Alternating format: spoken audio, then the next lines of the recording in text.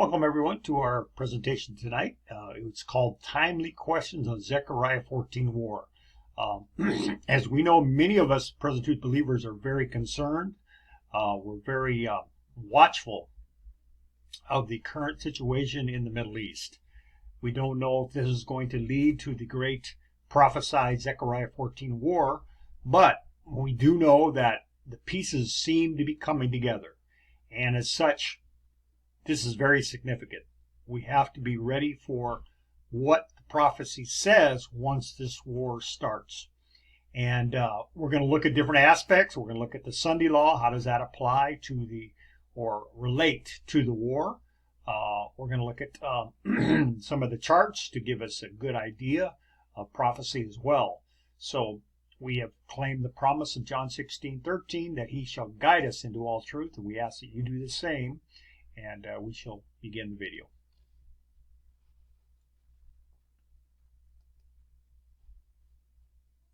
All right, our study verses are, we are standing on the threshold of great and solemn events.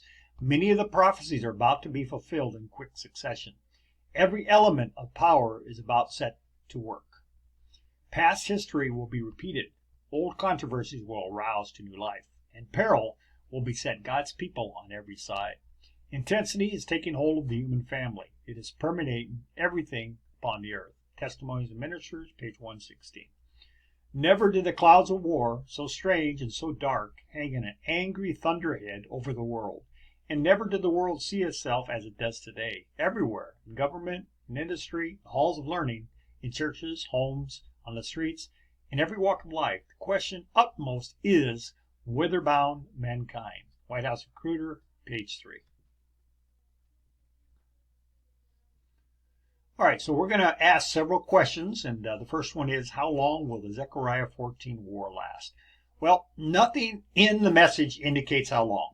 If someone tells you, based on my studies, it will last so-and-so, you can be sure it is private interpretation. So let's keep this in mind, that you can search the message from front to back, and you'll never find anywhere that it says how long the Zechariah 14 war will last.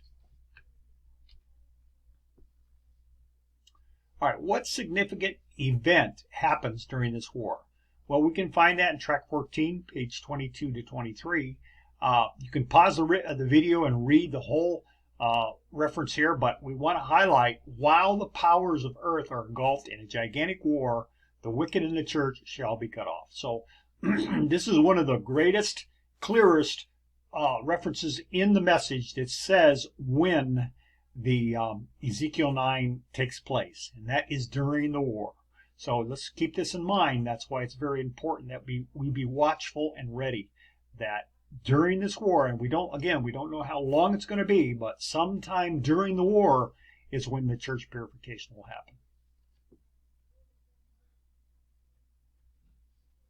happen. What other significant happening occurs during this war church judgment? Well, we find that the final marked number and the last of the marking of the 144,000 occurs. And it came to pass, while they were slaying them, and I was left, that I fell upon my face and cried, and said, Ah, Lord God, wilt thou destroy all the residue of Israel in thy pouring out of thy fury upon Jerusalem? Then he said unto me, the iniquity of the house of Israel and Judah is exceedingly great. And as for me also, my eyes shall not spare, neither will I pity. Ezekiel 9, 8 to 10. After, let's look at this highlighted one. After the sighing and crying ones were marked, which is not to be understood as being consummated in its entirety worldwide before the slaying follows anywhere. The slaughter completed in the matter reported. The Lord spake unto the man clothed with linen, and said, Go in between the wheels, even unto the cherub, and fill thy hand with coals of fire from between the cherubims, and scatter them over the city. Ezekiel 10:2. That's found in track 1, page 38 and 39. So we know, brethren, from this reference, that it's very, very important for many reasons. Number one is that the final number will be met at the time of Ezekiel 9. And number two, this completely destroys the idea of an intervening time. we know in some of our teachings down through history, and one of the lessons that we have to unlearn is that some of our teachers have said, well, 144,000 are sealed. There's a certain amount of time before Ezekiel 9 happens. Persecution comes to the 144,000 during this period before Ezekiel 9, and so forth and so on. But it's false, brethren, and we have to be very careful and understand what the message clearly says, not what we want it to make it say. Amen. All right, so when we understand that, this particular reference shows the final marking of the 144,000 is during Ezekiel 9, not before. And number two, like we just said, it destroys the idea of the intervening time as sometimes taught in Davidian circles. So when we had session the last session with Mountaindale, this issue was brought up. This is the chart that Mountaindale put in many of their packages around the world. When people would request literature, they would slip this chart in. How do I know? Well, I received this chart back in, I think it was about 2013 or 14, and I was at that time not aware of the different things that this proposes, but we'll just basically show you the intervening time. Okay, close of sealing, 144,000 right here. Look at this, 42 months prior to Ezekiel 9. What? We have to throw out this reference right here then. In other words, if we remember that reference is kind of a command, we are not to understand something. It's telling us not to do something.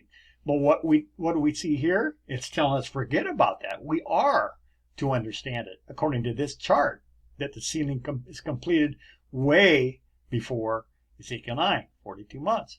Of course, they have the Assyrian Confederacy in this time period. The gigantic war, look at that, might last 42 months. Or to oppose the Confederacy, which is really a crazy Don Adair teaching. This whole Assyrian Confederacy is based on the teaching of Don Adair. It's not in the message. And so we have lots of things here that, thank God, we exposed it and we showed it to the brethren. We've made numerous reports on it. And to Mountaindale's credit, they have withdrawn this chart. They no longer send it out. Well, it's because they realize that this is nothing more than private interpretation, and it's something we cannot follow. All right, next question. How does the Assyrian situation play out in this war? O Judah, keep thy solemn feasts, perform thy vows, for the wicked shall no more pass through thee. He is utterly cut off. Here in prophetic utterance is not only a promise to purify the church when modern Assyrian is being crushed, but also a suggestive statement as to what constitutes meat in due season for men today, and as to what movement they are to enlist in if they would make sure of salvation. Track 14, page 22. Because of idolatry, the Assyrian was permitted to take God's ancient people and their pleasant land. And certain it is that the Assyrian who control the land, look at there, that's very important. Not only do we know that the king of the north controls the land, but in this context it's saying the Assyrian controls the land, just so long as God's people continue in idolatry. But just as soon as all idols are cast aside, yes, as soon as the great revival and reformation takes place in the hearts of the people, those are the ones striving to be among the number, then the Assyrian, the power that now rules them, shall certainly fall, and God's people shall just as certainly return. 1 TG, number 33, page 4 and 5. Okay, we make a note. Assyria, which is called English-speaking Christian world, you can find that at 1 TG, number 23, page 26, is defeated during this war. She must give up control of the land back to God's people after the war. So this is a great promise that this Assyrian is controlling the land now, and it is ruling us. Okay, so we not only know that they control the land, they control us. And what do I mean by that? Well, us present truth believers. We cannot speak out the message in the church. We can't fellowship members of the church too much, because the word will get out and it'll go back to the pastor, and he will set us down and say, you can't be bringing the shepherd's rod message into the church, and so forth and so on. So in these ways, the Assyrian is now controlling us. But praise the Lord, it soon shall be no more. All right, so next question. What are the SDA leaders saying about the Hamas-Israel war? And just about a week ago, maybe 10 days, Doug Batchelor and John Ross sat down and did a presentation. Well, we were kind of excited to hear what they would say, in hopes that they would bring some understanding, this extra oil that we need to be telling our people. Well, brethren, we're sorry. We listened to the whole thing, and it's like that Clara Peller old commercial for Wendy's. She had this old lady that Wendy's had this old lady that did the commercial, and it was very funny because she went up to the order place there, and she made her order. She ordered what she wanted, and she got up to the drive-up window, and she opened up the little package of a burger she ordered, and it was a very, very tiny burger with hardly no meat in it. And she said, "Where's the beef?" So this is what we felt like in watching this presentation. They didn't talk about Zechariah. They didn't talk about Nahum, Zephaniah, all these important references and the prophetic word about the end time war. So it was very disappointing, brethren, and it's sad to say the leaders of the SDA church don't have the extra oil. The only way you're going to get this extra oil is from Davidian Seventh-day Adventists. All right, now this is the part where we're going to take some time, because there are some confusion, even among Presbyterian Street believers. When does the Sunday law take place in regards to the war? There are generally two lines of thought here. First, the Sunday law takes place immediately or almost immediately after the war, based on the reading of the fundamental beliefs and a few references. Second, this is the second outlook. The Sunday law comes later in time after the war, based on the harvest period chart. We'll get into the charts. And what we call a more thorough reading of our fundamental beliefs, along with references. There's three angles we can take in showing the timing of the Sunday law. Number one, we're going to look at the charts, the symbolic revelation that the message brings. Number two, our fundamental beliefs. And when we read this, we're going to do the observance of each word. We're counseled in the message many places. We didn't bring all the references for this, but we will have a report down in our description box of what it means to be aware of each word. We can't jump over or misinterpret or ignore each word of the message. Now, just to show you an example, we know in Daniel 2, where it says, "in the time of these kings." Well, what happens with that little word "in"? Well, our SDA leaders ignore it. They don't put any importance on "in the time of the kings." Okay, so this is something very key to understanding our fundamental beliefs. And number three, we'll look at different references that support what we think is the timing of the Sunday law. All right, so before we get to the charts, we want to know a key to chart pathway understanding.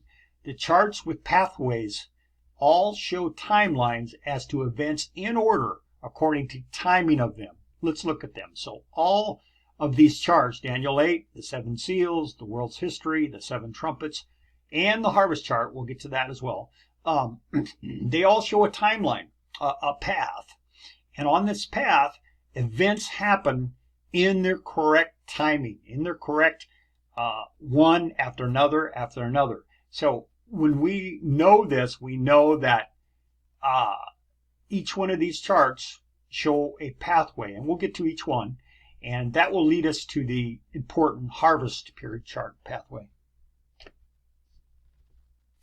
All right, the first one, Daniel 8, we can see that, you have Abel here, and then you have Babylon, and then you Medo Persia, Grecia, and of course the rest of it here, the 508, the 538. But the key is that you see pathways and events happening in their correct timing.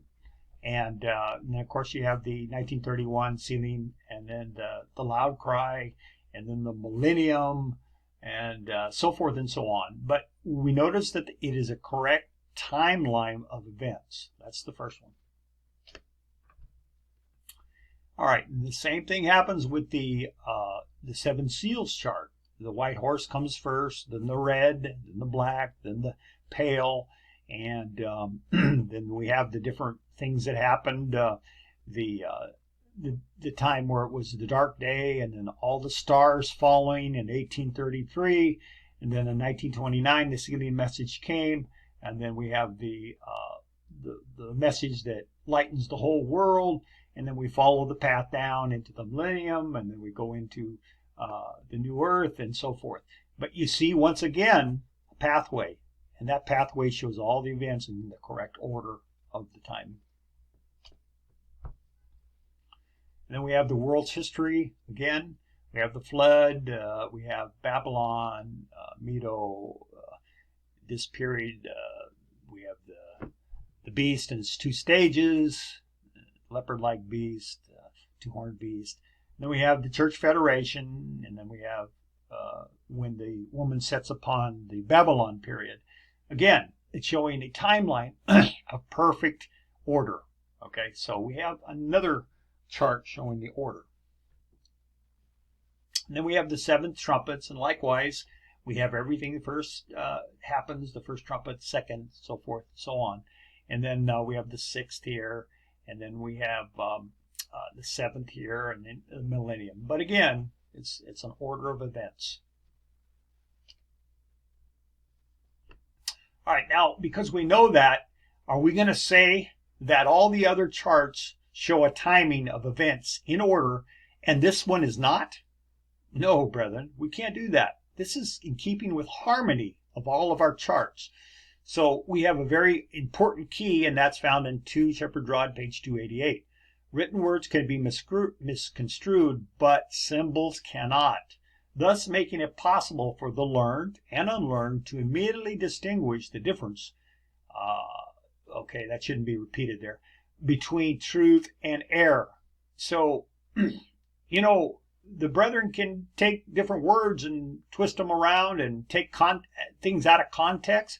But what we're learning here is when we see these symbols, we can't throw them out. It's very, very clear, very plain, very understandable, and we have to abide by it. So what do we see in this chart? Well, we know that the war is coming here, Ezekiel 9. And what do we see the first major thing to happen after that, according to this chart? The Church Federation. And then we see the false prophet in the two-horned beast domain. And what does he do? The beast and false prophet determined to deceive the world by miracles and laws. What law? The Sunday law, brethren. So that's Revelation 13, 14 to 18. So we can't take this event, this happening here, and place it right after Ezekiel 9. That's not going to happen according to this chart. There's an event that takes place. And does this happen in one day? Of course not. This is a development, okay? These churches all have to come together and confederate. That's going to take some time. So yes, this is all these happenings is in the time of the loud cry. And then of course after the development in the United States, we'll get into more of that later, then the Sunday law goes into Babylon. Okay, so we have beautiful timing here, and this is all going to be backed up by further references. All right, now we're going to go to the fundamental beliefs 4 to 7. Now this is another area that we have misconstrued. We have number 4, which is very clear, Ezekiel 9. Number 5, immediately thereafter, the angels let loose the 4 winds. In the time of trouble, Michael standing up, Daniel 12:1. Now here's where we get tripped up. Here is where we don't really concentrate on each word. Number 6, that the angels letting loose the four winds to blow over the four corners of the earth, Revelation 7:1, does not anticipate. Now, we've largely blown that word up because it's key. Anticipate a world war, but rather a worldwide decree enforced throughout Babylon by the image beast, and that then no man may buy or sell save he who worships the image, Revelation 13:15-17. And then, of course, subsequently, the time of Jacob's trouble happens for the 144,000 on their way home. Now, let's look at the key here again of number 6, anticipate. What does that mean in the dictionary? To regard as probable, to expect or predict. So if we read this, it says that the angels letting loose the four winds to blow over the four corners of the earth, Revelation 7:1, does not predict a world war, but rather a worldwide decree enforced where? Throughout Babylon by the image beast. So we see very good clarity that 6 isn't saying that the image of the beast is formed right after Ezekiel 9. It's saying that the winds let loose are to do what? It's to formulate the ultimate phase of the Sunday law, which is when? In the United States? No. It's in the Babylon period. So it's just predicting something because these winds are now let loose. So this is what it's saying. This is what we have to hold on to. A worldwide decree enforced throughout Babylon by the image beast. So let's pay attention, brethren, closely to what the word says, not what we want to make it say or inject our ideas into it. All right, so the winds being let loose are anticipating, predicting, that it will meet its perfect fulfillment when it goes where? Worldwide. Decree enforced throughout Babylon, and not a worldwide war. So it's predicting something that will affect the world. And we know that the letting loose of the wind starts the time of trouble. And what does it do? It ultimates in the period of Babylon, when the woman sets on the heads of the scarlet-colored beast, and it's worldwide. So that's what number 6 is saying. In other words, the loosening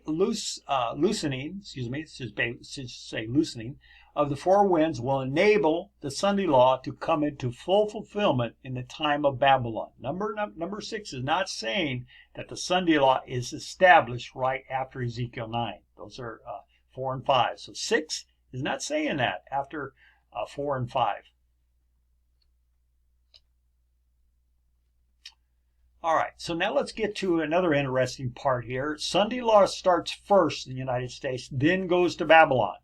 Now, you can read both of these at your leisure, but we'll just read the highlight part. This drastic decree of the two-horned beast shall be adopted by the nations of the world, and the image of the beast, which will demand obedience to an ecclesial form of worship, will be internationally set up. Okay, so to be adopted, something has to already be in place, right? You can't have something adopt to something that's not already in place. So the two-horned beast has this decree already set up, again, in perfect harmony with the harvest chart. And then it is adopted by the nations afterwards. And then, of course, this next one here, for the fact that all the nations will follow in the footsteps of the two-horned beast. Okay, very clear. This two-horned beast has something in place which the nations follow. Okay, and that's the Sunday law. Okay, so let's get this really clear in our minds, and again, perfect harmony with that harvest chart. The tabulation of events in this chapter fully illustrate the great prophetic occurrences that are to transpire in rapid succession as is shown in the chart. The union of the churches represented by the woman sitting on the heads must take place before the combined power of the beast and the false prophet is fully realized. Now, when is it fully realized? When the false prophet and the two-horned beast, who's led by that 666 man, the head of the United States, formulates the Sunday law. That's when it's fully realized. So we remember again, this corresponds perfectly to the harvest chart. The events take place prior to the Sunday law. All right, so now let's look at our summary, and that is the harvest chart shows the final timeline. Number 1, Ezekiel chapter 9, the church purification, and it happens during the war. Number 2, the church federation. This is an important event, and this happens after the war. Number 3, false prophet and two-horned beast form Sunday law. So the Sunday law is formed down the road from the war. It's not formed immediately right after the war. Now, there's other things that we could have brought up. In fact, one of the references shows that antitypical Joshua must authorize the workers to go to work. So we can get into so much trouble by saying this war is almost immediately started. Well, are you saying that it's just going to be a matter of a couple days before they get there and Brother Hoff's going to authorize the people to go to work when the dust hasn't even settled? No, brethren, because the church federation takes place before the Sunday law is even set up. And this is perfect because in this period of time, we have the saints back in the kingdom. And what are they doing? They're working with the 4 carpenters. They're working with themselves, 144,000, to build up the kingdom. And this is when the antitypical Joshua appears, and that's, as we know in the message, Brother Hoff, that will authorize the workers to go to work. So while the church federation is working, this kingdom is being set up to call in the great multitude. So this is what happens here. Number 4, the Sunday law goes into Babylon. So once it's successful and starts to do its work in the United States for a while, then it meets its ultimate phase. And that's the woman riding upon the scarlet-covered beast, the heads of the scarlet-covered beast. So this is, once again, a perfect timeline, and it shows the correct timeline, brethren. So let's not be confused. It's rather simple if we just let the message speak to us and not interject our own ideas or mix and match and try to say, well, no, this one right here is really before the church federation. Let's just kind of cross this out and forget about it. Let's just put this one right here. No, brother, we can't do that. So we hope this has been helpful for you and give you a little more clarity on these end time events. As we know, this is, as we mentioned already, this is very important to know because of the events in Israel right now. So until next time, may the Lord continue to guide you into all truth.